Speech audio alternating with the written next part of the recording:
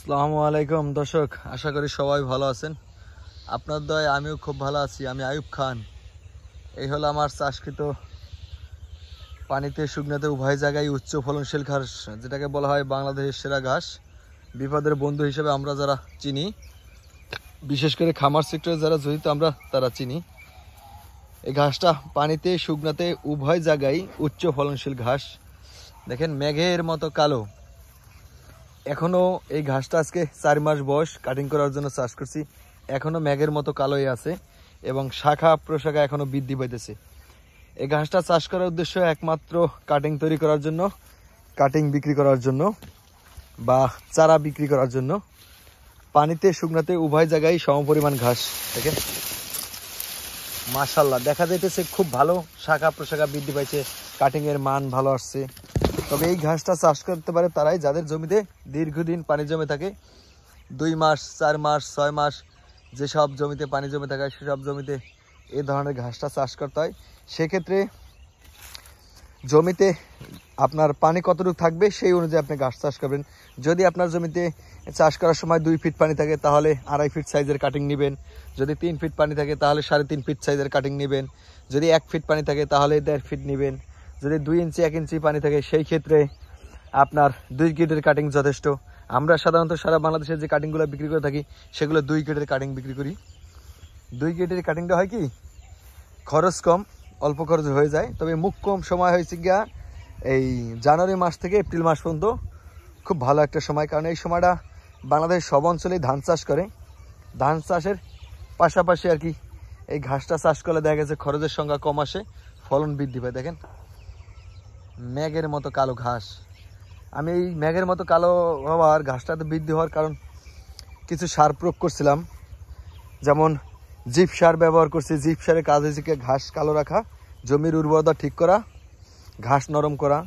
এরপর আছে ম্যাগমা, থিওবিট, গ্রোজিং, এরপর জিঙ্ক সালফেট। এইগুলো হচ্ছে ভিটামিন সার। এগুলো আপনার জমিতে যত প্রয়োগ করবেন তত আপনার ঘাস কালো থাকবে, নরম থাকবে এবং বৃদ্ধি পাবে দ্রুত। আর সর্বোপরি একটা কথা, তাহলে ঘাস চাষ করলে, খামার করতে হলে আপনার ঘাস চাষ করতে হবে। যেমন হাতি লালন পালন করলে কলা গাছ দরকার, ঠিক এরকমই ঘাস চাষ খামার ছাড়ে টিকে থাকতে হলে ঘাসের বিকল্প কিছু নাই।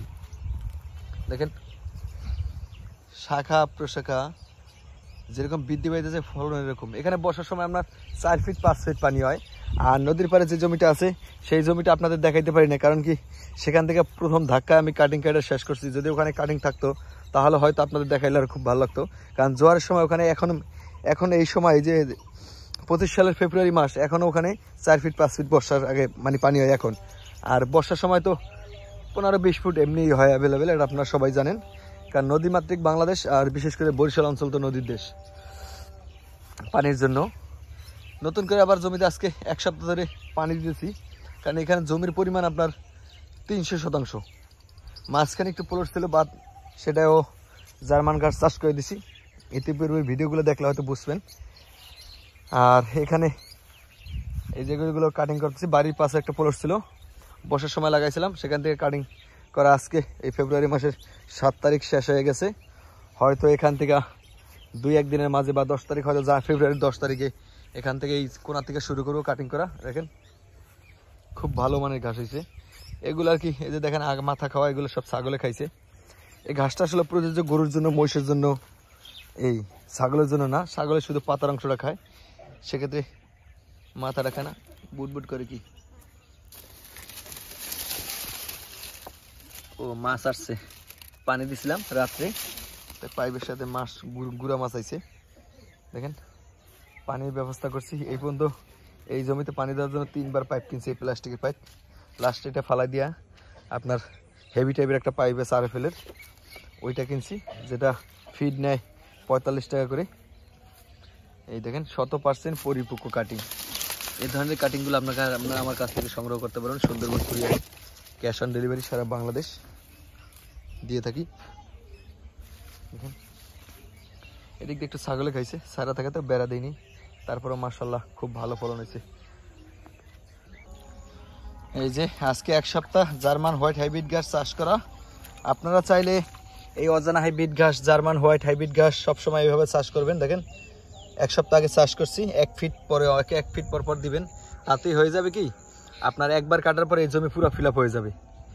আর এই পানির ঘাস চাষ করলে অবশ্যই সব সময়ের জন্য জমিতে এরকম পানি রাখার ব্যবস্থা করবেন, যতদিন আপনার ঘাস 1 ফিট উচ্চতা না আসবে ততদিন। আর 1 ফিট উচ্চতা আসার আগে যদি মাটি কোনো রকম ফেটে যায়, পানি না থাকে, তাহলে সেই ক্ষেত্রে আপনার ঘাসটা মরে যাওয়ার সম্ভাবনা থাকবে 90%। কারণ জার্মান হোয়াইট হাইব্রিড ঘাসটা সব পরিবেশে হয়, তবে অজানা হাইব্রিড ঘাস চাষ করতে হলে জমিতে আপনার 100% পানি থাকতে হবে। তবে পানিতে শুকনোতে উভয় জায়গায় হয়, ঘাসটা হওয়ার সময় যদি আপনার পানি থাকে তাহলে আর এই ঘাসটা মরার সম্ভাবনা থাকে না। তো আশা করি আপনারা বুঝতে পারছেন। তবে জার্মান ঘাসটার উপকারিতা আরও আছে, আপনার জমি চাষ না দিয়েও লাগাইতে পারেন। সেক্ষেত্রে এই দেখেন, এই চাষ না দিয়ে লাগাইছি, তারপর মাটি শক্ত, তারপর হয়ে গেছে। তো আপনারা এই ধরনের পদ্ধতি অবলম্বন করে যদি ঘাসটা চাষ করেন তাহলে 100% সফল হবেন ইনশাল্লাহ।